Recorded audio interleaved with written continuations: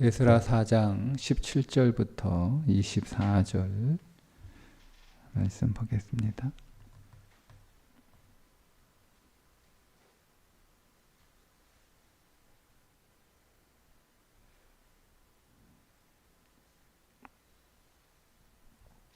함께 있습니다.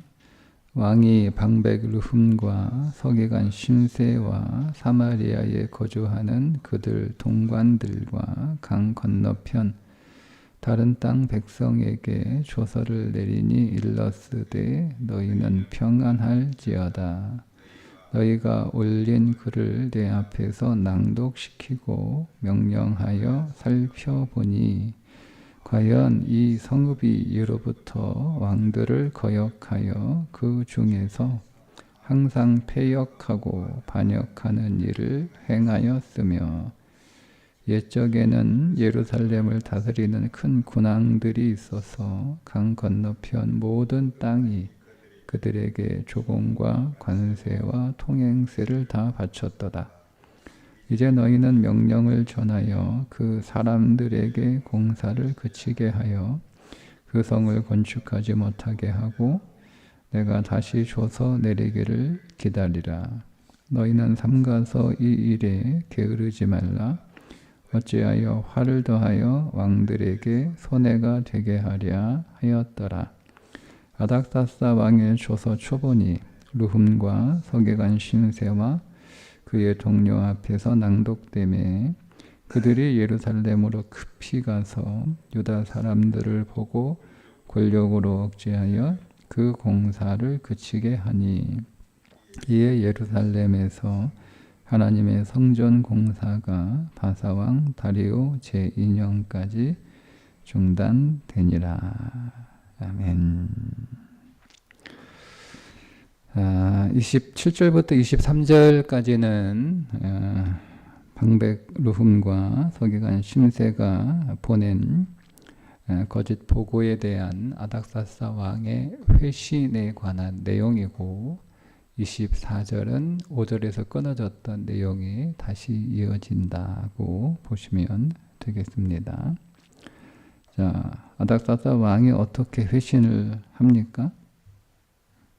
성벽 재건을 중단해라 이렇게 조서를 내리죠. 방백 르훔과 서기관 심세의 거짓 고발 내용이 이 아닥사스 왕이 지난 역사를 해석하는 앵글이 됩니다. 그러니까 어떤 편견이나 어떤 선입견이 없이 과거 남유다와 이스라엘의 북이스라엘의 그러니까 전체 이스라엘의 역사적 내용들을 어떤 편견도 없이 그대로 읽으면 이런 해석이 나오지 않을 텐데 편견을 가지고 역사를 읽는 거예요. 이미 그 편견을 누가 만들어주죠? 거짓 보고서에 작성된 르훔과 심세의 보고 내용이 아닥사스 왕에게 어떤 편견을 이렇게 만들어 줍니다. 그 편견을 가지고 지난 역사를 보니까 과연 그러하다라고 하는 논리가 나오는 거예요. 그러니까 우리의 논리는 진실에서 나오는 게 아니고 어떤 사실을 바라보는 자기의 편견에서 그 논리가 나와요.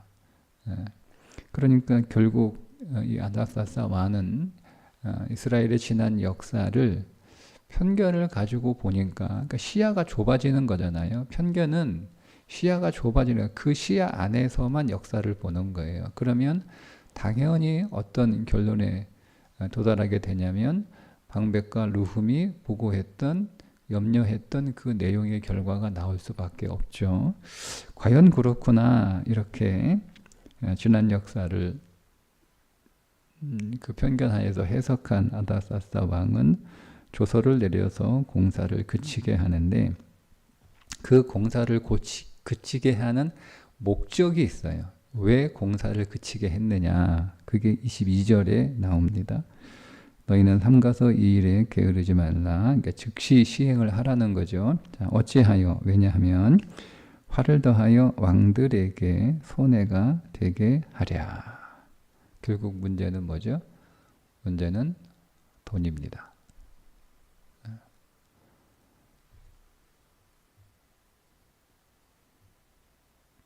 세금이 줄어들 것을 염려를 해서 공사를 중단시키는 거예요. 방백 르훔과 서기관 심세와 그의 동료들이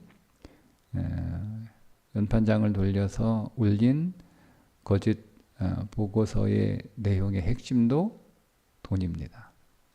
이 일을 가만히 두면 조세와 통행세, 여러 가지 세금들이 많이 줄어들어서 제국의 재정에 큰 타격을 입게 될 것이다. 근데 이게 제국의 재정이 아니고요, 왕들의 수입이에요. 고대 권등 안에서 자기가 다스리는 제국에서 거두어 들이는 그 모든 돈들은 지금의 시스템이 아니에요. 그 돈을 걷어가지고 그걸 국가 재정에 쓰는 시스템이 아니고 다 왕들의 개인 주머니로 들어가는 거예요. 그래서 그거 가지고 이제 왕이 베푸는 거죠. 왕이 이렇게 마치 자기가 하는 것처럼 이렇게 베풀어주는 시스템이에요. 그러니까 자기 주머니에, 당신 주머니에 돈이 상당히 엄청난 돈이 줄어들 거다라고 그렇게 거짓 위기를 조성을 하고, 그것에 위기감을 느낀 왕이 과연 그런가 살펴보니 과연 그렇다라는 결론을 내리고, 내 주머니에 돈이 줄어들면 안 되지, 그러니까 세금이 줄어들면 안 되지, 수입이 줄어들면 안 되지라고 하는 두려움 때문에 성벽 재건을 중단하는 그 조서를 내리게 됩니다. 그러니까 결국 교회를 흔드는 건 돈이에요. 그러니까 교회가 타락하고 교회가 무너지고 그 다음에 교회가 흔들리는 건 여러 가지 이유가 있겠지만 그 가운데 가장 큰 이유는 돈입니다. 돈. 그러니까 교회가 건강해지고 든든해지기 위해서는 이 돈에 관한 신앙적 고백과 태도가 굉장히 중요해요. 그러니까 여러분, 교회뿐만 아니라 우리의 인생도 마찬가지. 우리의 인생이 돈에서 자유로울 수만 있으면 지금보다 훨씬 더 건강한 삶을 살 수 있어요. 그러니까 교회가 돈에서 자유로울 수 있으면 지금보다 훨씬 더 건강한 신앙생활, 건강한 교회가 될 수가 있어요. 이 주님이 경고를 하셨잖아요. 한 사람이 두 주인을 섬길 수 없다. 하나님과 재물을 동시에 섬길 수 없다. 이렇게 말씀을 하시잖아요. 자, 그 말씀은 바꾸어 얘기하면 우리에게 주인 노릇하려고 하는, 우리가 주인 삼으려고 하는 게 두 가지라는 거죠. 재물을 주인 삼으려고 하거나 하나님을 주인 삼으려고 하거나 두 개의 주인이 우리 안에 있다는 거예요. 그건 엄연한 사실이라는 거죠. 주님이 그렇게 말씀하셨으니까. 그래서 재물을 주인으로 삼는 사람이 있고 하나님을 주인으로 삼는 사람이 있는데, 문제는 이거를 동시에 두 주인으로 삼으려고 하는 일이 벌어진다는 거예요. 그건 당연히 그리스도인들이겠죠. 그리스도인들이 하나님도 내 인생의 주인 되고 재물도 내 인생의 주인 되는 삶을 살려고 하나, 그건 불가능하다는 거예요. 불가능하다는 거예요. 그런 일은 있을 수 없다는 거예요. 주인이 어떻게 여러분 둘이에요? 주인이 하나일 수밖에 없잖아요. 어떻게 주인이 둘이 되는 시스템이 있어요? 주인은 하나예요. 그러니까 둘 중에 하나를 선택하는 삶을 살라는 거예요. 하나님이 내 인생의 주인이든 재물이 내 인생의 주인이든 분명하게 한 주인만을 선택해서 살라는 거죠. 그러니까 주님도 그렇게 말씀을 하셨단 말이에요. 우리 인생에 하나님이 주인 될 수도 있고 재물이 우리 인생의 주인 될 수도 있다. 정확하게 이 재물은 만몬입니다. 그냥 우리가 재물로 번역을 했는데 만몬으로 번역을 한 환경들도 제법 있어요. 그렇게 번역을 해야 정확하게 재물 그러면 우리가 가지고 있는 돈은 다 이런 것처럼 보이니까 그 만몬이 오늘 우리의 주인 될 수 있다라고 하는 거죠. 근데 과연 이것이 가능할까? 제가 어제 하루 종일 생각을 해봤는데요. 저는 이론적으로는 가능하다는 결론을 내렸어요. 근데 현실은 가능할까? 그거는 해보지 않았으니 가능한지 참 모르겠어요. 근데 한번 해보고 싶더라고요. 정말 그게 가능한지. 네, 한번 해보고 싶어요. 돈에서 자유로운 신앙생활. 이론적으로는 저는 가능하다는 결론을 내렸는데요. 현실도 정말 가능할까? 한번 해보고 싶어요. 네. 아니 복음의 능력이라면 가능해야 되지 않나요? 네. 우리가 복음의 능력이라고 얘기는 하는데 그걸 못하면 복음의 능력은 아니죠. 우리가 그냥 속고 있는 거거나 그러니까 우리 자신이 스스로 복음의 능력 이렇게 그냥 얘기하는 것에 불과하지 않을까. 그런 일이 될지는 잘 모르겠으나 어쨌든 그 교회가 돈이 주인 되려고 하니까 교회가 흔들리는 거고 전 대단한 게 제가 24절이 5절에서 이어지는 내용이라고 말씀을 드렸잖아요. 그러니까 성전을 지을 때도 이런 일을 겪었어요. 그런데 그것을 과감하게 이렇게 거절을 했잖아요. 그죠? 자, 그런데 그것으로 한 번으로 그렇게 잘했는데 끝나는 게 아니고 이번에는 성벽을 다시 지으려고 하니까 성벽을 재건할 때도 그런 일이 똑같이 벌어지는 거예요. 그러니까 성전을 지을 때도 중간에 중단돼서 16년 동안 공사를 못하는 일이 벌어지게 되고 결국 다시 공사가 재개가 돼서 성전이 지어져요. 그리고 나서 성전이 지어지고 나서 30년 동안 그런 일이 똑같은 그런 어떤 위협들이 계속되고 30년이 지나고 나서 이 아닥사스의 조서를 통해서 또 한 번 성벽 재건이 중단되는 일이 벌어지게 되는 거예요. 예. 그러니까 그때에도 또 이 교회가 또 타협하지 않잖아요. 그죠? 이건 굉장히 대단한 거예요. 한번 그렇게 고생을 했으면 뭐 됐는데 그런 고생을 또 하는 거잖아요. 예. 그러니까 이게 참 굉장히 대단한 거라고. 이 귀한한 포로 1, 2, 3, 1세대, 2세대까지 일이죠. 결국 그 성벽 중단된 성벽 재건을 누가 3차 귀한한 느헤미야가 그걸 이제 완성을 하는 거잖아요. 그러니까 굉장히 그 귀한한 세대 포로 1, 2, 3세대의 신앙은 정말 굉장한 거예요. 그럼에도 불구하고 우리가 이제 이 에스라 그다음에 읽을 때는 에스더도 같이 읽어야 되고 느헤미야도 같이 읽어야 되고 말라기도 같이 읽어야 되거든요. 이게 동시대에 일어나는 속대적으로 일어나는 일이니까 그럼에도 불구하고 여전히 균열은 있었다라고 하는 거죠. 그 틈으로 들어와요. 느헤미야가 와가지고 보니까 보초지 성전 안에 돈 가진 자들이 성전에 방을 하나 차지해서 하고 있는 거잖아요. 예. 그러니까 이게 대단한데 그 대단한 결단과 각오 안에서도 정말 애쓰고 노력을 했는데 그거를 끝까지 지키지 못하는 일들이 벌어지는 것을 보면 또 성경에서 보면 또 현실은 또 안 되는 거 아닌가 싶기도 하고 어쨌든 좀 고민이 있고 좀 기도가 좀 필요한 내용들입니다.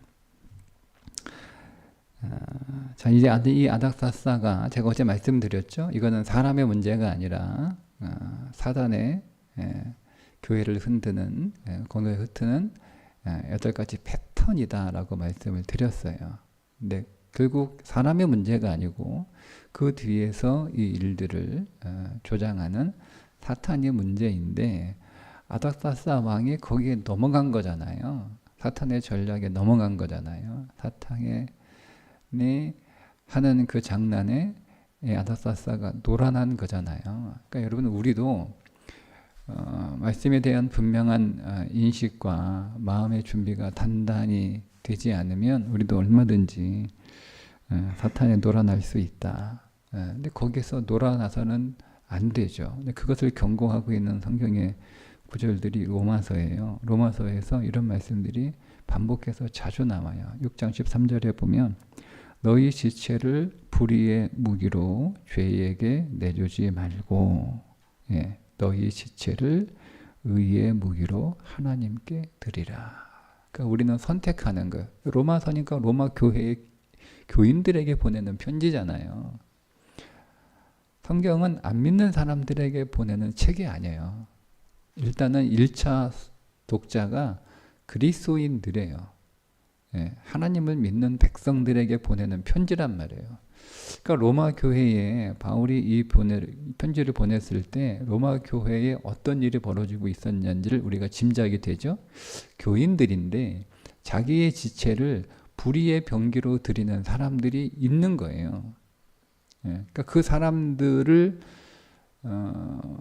향해서, 그리고 그 사람들이 있는 교회에 우리의 육체를 의의 병기로, 불의의 병기로 드리지 말고 하나님께 의의 무기로 하나님께 드리는 삶을 살아라 라고 선택하라고 하는 거예요. 그러니까 우리는 선택하는 거죠. 내가 지금 누구에게 내 삶의 주권을 누구한테 줄까? 불의의 병기로 내 삶의 주권을 줄까? 의의 병기로 내 삶을 줄까? 선택하라는 거예요. 14절에 보면, 자, 죄가 너희를 주장하지 못하니까. 원래는 이건 법칙이거든요. 죄가, 여기는 사탄이라고 저는 고쳐서 좀 읽어도 될 것 같아요. 사탄이 너희를 주장하지 못하리니. 사탄이 너희를 다스릴 수 없다니. 이건 불법이라는 거예요. 이게 원래 이 6장 14절의 말씀의 의미는 죄가 우리를 다스리는 건 불법이라는 거예요. 다스릴 수 없다는 거예요. 그런데 죄가 다스리는 현실은 뭐냐면, 죄가 우리를 다스릴 수 없는데 그게 법칙인데, 그게 법인데 그 법을 어기고 죄가 우리를 다스리는 게 아니고, 그 법이 아니고요. 구조적으로 죄가 우리를 다스릴 수 없어요. 근데 죄가 우리를 다스리는 현실은 우리가 죄에게 허락을 했다는 거예요. 죄가 우리에게 다스리도록 우리를 유혹하잖아요. 내가 너 다시 지배하겠다. 내가 너 주인 노릇하겠다. 그렇게 계속 오늘 우리의 삶에 노크를 할 때 쓸데없는 소리 하지 마라. 너 필요 없다. 들어올 생각도 하지 마라. 떠나라. 귀찮으니까 방해하지 마라. 시끄럽다. 조용히 해라. 이렇게 해버리면 못 들어와요. 죄는 힘이 없어요. 우리의 삶을 부수고 막무가내로 침입할 수 있는 힘이 죄는 가지고 있지 않아요.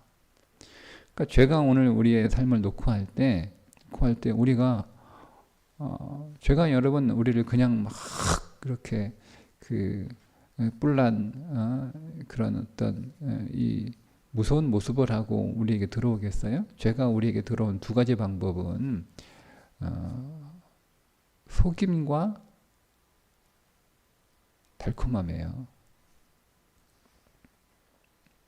두 가지 방법밖에 없어요. 죄가 우리 가운데 들어 속거나 너무 좋아 보여서 내가 그거를 냉큼 잡거나, 둘 중에 하나예요. 그걸 이렇게 놓고 한단 말이에요. 그렇게 들어오면 죄가 들어오는 거예요. 그러니까 주장하지 못하게 하라는 거예요. 거절하라는 거예요. 거절하라는 거예요. 그렇게 거절하지 않으면 오늘 우리의 삶의 마지막 열매가 뭐냐? 사망이라는 거예요. 20절부터 23절을 쭉 읽어보면, 로마서 6장, 너희가 그때 무슨 열매를 얻었느냐? 죄가 우리의 주인 되었을 때 무슨 열매가 있었냐? 사탄이 우리의 주인 되었을 때 무슨 열매가 있었냐? 사망이 열매이지 않았느냐? 그래서 마지막이 사망, 그 열매의 마지막은 사망이라는 거야. 그러니까 속아가지고 달콤한 줄 알고 먹었는데 당장 사탕은 주죠. 달콤해요. 너무 먹기 좋아요. 재밌고 즐겁고 좋아요. 그런데 그 마지막은 사망이래요. 너희가 그 일을 부끄러워 하나니 이는 그 마지막이 사망이니라. 사망이라는 거예요.